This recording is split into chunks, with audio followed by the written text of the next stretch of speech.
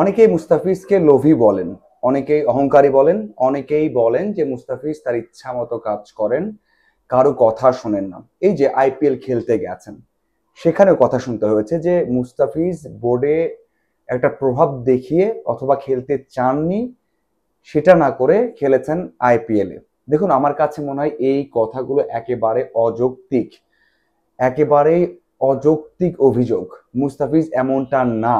আমি যতদিন দেখেছি তার অভিষেক থেকে এখন পর্যন্ত দেখছি, কখনোই মনে হয়নি মুস্তাফিজ অফ দ্য ফিল্ডে এমন। যদি এমনটাই হতেন তাহলে ঢাকা প্রিমিয়ার ডিভিশন খেলতেন অনেক বেশি টাকা নিয়ে, তাহলে টেস্ট খেলতেন।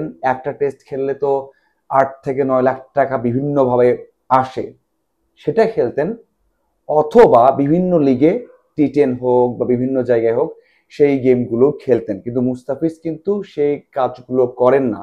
যেটা মনে হয় খেলা জরুরি সেটা খেলেন, আর যেটা মনে হয় খেলা ঠিক হবে না সেটা কিন্তু খেলেন না, বা সেখান থেকে দূরে থাকেন।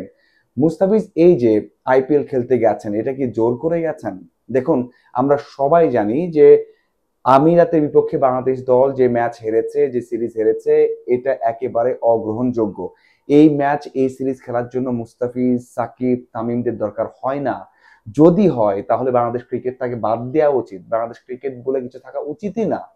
এত কিছু করার পর, এত ইনভেস্ট, এত উন্নত, এত কিছু করার পর যদি আপনার আমিরাতকে, যারা র্যাঙ্কিং হোক, ঐতিহ্য হোক, তারকা খ্যাতি হোক, সব দিক দিয়ে পিছিয়ে, তাদের বিপক্ষে জেতার জন্য মুস্তাফিজকে দরকার হবে এবং মুস্তাফিজ না খেলে আইপিএলে গেলে কথা শুনতে হবে, তাহলে আসলে সেই সেই আসলে দলকে দরকার হয় না।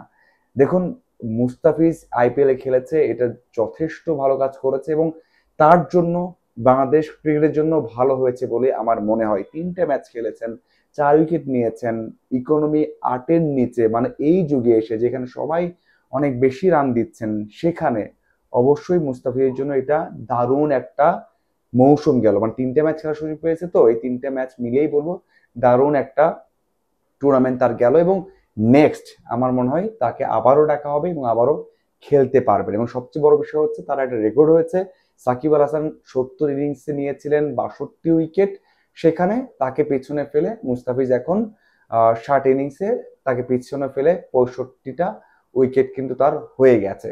অবশ্যই এটা তার জন্য বড় একটা মাইল ফলক। যদিও সাকিব আল হাসান শুধুমাত্র বোলার হিসেবে খেলেননি, তারপরেও বাংলাদেশের মধ্যে সবচেয়ে বেশি উইকেট তার হলো এখন আইপিএলে, সেটাও কিন্তু একটা রেকর্ড হিসেবে আমরা গণ্য করতে পারি। কিন্তু ওই যে আমি কিছু অভিযোগ দেখেছি, কথা শুনেছি যে মুস্তাফিজ লোভী, অহংকারী, অথবা নিজে খেলতে গেছেন আইপিএলে দলকে বিপদে ফেলে, এইসব কথার কোনো ভিত্তি নেই, এটা আমার মনে হয়। এবং আমার মনে হয় যে এই আইপিএল এর জন্য মুস্তাফিজ নেক্সট টাইম আইপিএলেও সুযোগ পাবেন।